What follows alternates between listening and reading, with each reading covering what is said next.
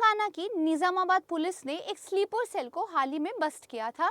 उस sleeper cell का संबंध पीएफआई यानी कि पॉपुलर फ्रंट ऑफ इंडिया से माना जा रहा है। स्लीपर सेल ऐसे ग्रुप होते हैं जो अपनी विजिबिलिटी को बहुत कम बना के रखते हैं, इनएक्टिव रहते हैं, किसी की नज़रों में नहीं आते हैं, लेकिन जब उनको इंस्ट्रक्शन मिलते हैं तो किसी भी आतंकवादी घटना को देने में सक्षम होते हैं। इस वजह से इनको डिटेक्ट करना मुश्किल होता है और ये देश की सुरक्षा के लिए एक बड़ा खतरा बन सकते हैं। जब निजामाबाद पुलिस के द्वारा जो सेल को बस्ट किया गया था, उससे इंटेरोगेशन किया गया, तो पता चला ऐसे बहुत सारे स्लीपर सेल देश में जो है छुपे हुए हैं और वो देश के अंदर एक बड़ी कार्रवाई को अंजाम देने की प्लानिंग कर रहे हैं। और इस सारी चीज़ों का संबंध नेशनल इन्वेस्टिगेशन एजेंसी का कहना है कि पीएफआई यानी कि पॉपुलर फ्रंट ऑफ इंडिया से है। तो आज की वीडियो में हम देखेंगे कि हाल ही में क्या मामला हुआ है, पीएफआई क्या है और इस संस्था पर जो सरकार के द्वारा बैन लगाया गया था तो सरकार ने क्या कहा था। नमस्कार दोस्तों, मैं Prachi super coaching IAS by text book में आप लोगों का बेहद स्वागत करती हूँ। आप सभी का बेहद स्वागत और साथ ही टेक्स्ट बुक की पूरी फैमिली की तरफ से आप सभी को नव वर्ष की बेहद शुभकामनाएं। मैं प्रार्थना करती हूँ कि आप लोग खुश रहें, स्वस्थ रहें और इस साल में अपने सपनों को हासिल करें। आइए अब न्यूज़ की तरफ बढ़ते हैं। सबसे पहले तो देखिए 11 लोगों को जो है यहाँ पर अरेस्ट किया गया है नेशनल इन्वेस्टिगेशन एजेंसी के द्वारा। देखिए NIA files chargesheet against 11 accused of organising terror camps for Popular Front of India.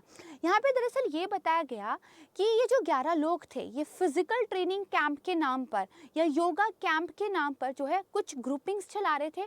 उन ग्रुपिंग्स में जो इनोसेंट मुस्लिम यूथ है उनके इमोशंस को मैनिपुलेट करके उनको रेडिकलाइज करने की कोशिश की जा रही थी और उसके बाद उनको पूरी टेरर की ट्रेनिंग दी जा रही थी और उसके बाद उनको पूरा जो है रिक्रूट किया जा रहा था। ये मामला सामने आया है। अभियुक्त में एक जो आरोपी है बेसिकली उनके घर के ऊपर एक बहुत बड़ा कमरा बनाया गया फिजिकल ट्रेनिंग के नाम पर, जिसके लिए कहा जा रहा है 6 लाख रुपए जो है पीएफआई ने दिए थे। ये आप देख पाएंगे कि 31 दिसंबर 2022 की न्यूज़ है जिसमें ये बताया गया है कि एनआईए ने ये जो केस है वो दरअसल निजामाबाद पुलिस से अब टेक ओवर कर लिया है, जो उन्होंने 26 अगस्त को रजिस्टर किया था। Radicalise young Muslims and recruited persons for the Muslim organisation, ऐसा जो है एनआईए ने आरोप लगाया है। यहाँ पर देखिए 11 पर्संस के खिलाफ ये जो चार्जशीट फाइल हुई है इसमें क्या बताया गया, टेरर ट्रेनिंग कैंप्स चल रहे हैं और लोगों को टेररिस्ट एक्ट्स के लिए फिर रिक्रूट किया जा रहा है और ये सब जो हो रहा है ये मुस्लिम ऑर्गेनाइजेशन है जो पॉपुलर फ्रंट ऑफ इंडिया जो कि बैन है इंडिया में, उसके कहने पर हो रहा है, उसकी जो है फिनांसिंग के अकॉर्डिंग हो रहा है। यहाँ पर ये भी बताया गया है कि इनको जो मुस्लिम्स को रेडिकलाइज किया जा रहा है ये हेट स्पीचेस के थ्रू किया जा रहा है। ऐसे जहरीले नफरत भरे बयान जिसमें देश की सरकार के प्रति, लोगों के प्रति, संस्था के प्रति जो है एक घृणा मन में भरी जा रही है। एक बार जब रिक्रूटमेंट हो जाती है तो उनको ट्रेनिंग कैंप में जो है भेजा जाता है। वो ट्रेनिंग कैंप देखिए योगा या फिर फिजिकल क्लासेस की डिस्गाइज में छुपे रहते हैं।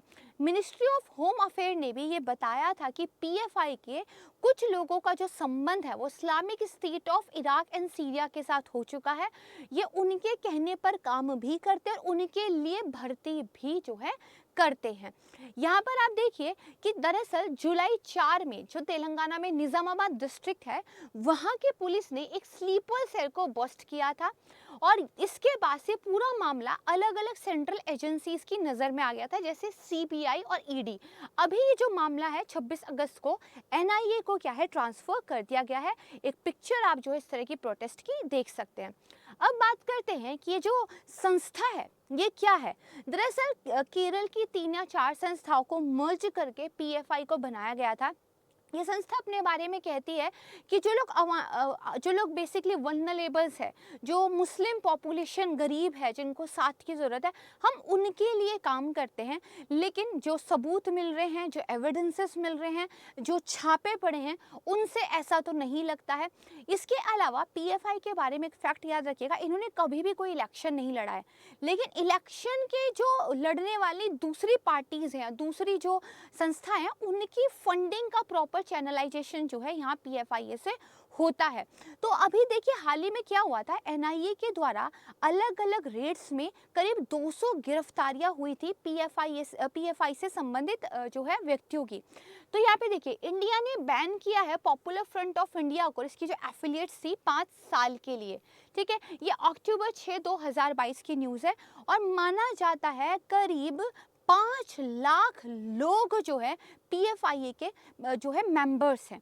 इसके अलावा यहाँ पे देखिए 28 सितंबर को मिनिस्ट्री ऑफ होम अफेयर ने दरअसल जो गैजेट ऑफ इंडिया होता है उसके अंदर एक नोटिफिकेशन जारी करके सूचित किया था कि पीएफआई को हम बैन कर रहे हैं और इस पर दरअसल आईपीसी की धारा 120 बी, धारा 153 ए और साथ ही अनलॉफुल एक्टिविटीज प्रिवेंशन एक्ट के तहत बहुत सारी धाराएं लगाई गई थी। यानी कि आप मान सकते हैं कि इस संस्था को पीएफआई को और इसकी जो 8 एफिलिएट ऑर्गेनाइजेशंस थी, ऑल आर मुस्लिम ऑर्गेनाइजेशंस, उनको अनलॉफुल एक्टिविटीज प्रिवेंशन एक्ट 1967 के तहत बैन कर लिया गया था।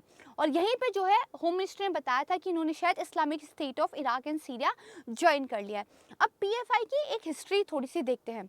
देखिए जब नागरिकता संशोधन विधेयक को लेकर प्रोटेस्ट हुए थे तब भी आरोप लगा था कि उन प्रदर्शनों को हिंसक तरीके में बदलने के पीछे पूरा का पूरा हाथ जो है इस संस्था का था। इसके बाद अभी कर्नाटक में जो हिजाब एक रो हुआ था वहां पर भी कर्नाटका सरकार ने इसके ऊपर ये आरोप लगाया था कि उस पूरे के पूरे मामले को एक पॉलिटिकल जो है रूप दे देना, उस मामले को जो है मुस्लिम सेंटिमेंट से जोड़ देना, ये सारा जो काम किया गया था ये पीएफआई के द्वारा किया गया था।